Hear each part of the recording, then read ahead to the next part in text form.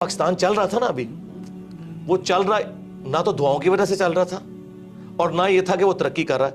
होता ये था बकौल इमरान खान साहब कि हम किराए के कातिल थे, हम अमेरिका की गुलामी करते थे, उसके अगेंस्ट हमें मुआवजा मिलता था डॉलर्स की शक्ल में। तो जिया का दौर बड़ा खुशहाल था, हालांकि कोई तरक्की नहीं हुई इस दौर के अंदर। हमें बाहर से मिल रहा था, बल्कि हमें ये बैसाखियां लगाई गई हैं।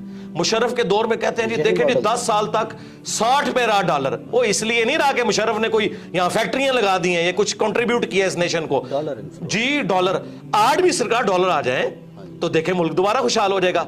लेकिन मैं ये कहता हूं अल्लाह ना करे कि अब इस तरह के डॉलर्स आए। हमें एक बार इस बस्ती में गिरेंगे फिर उठेंगे, अगर उठना चाहेंगे, नहीं तो जरूरी नहीं है।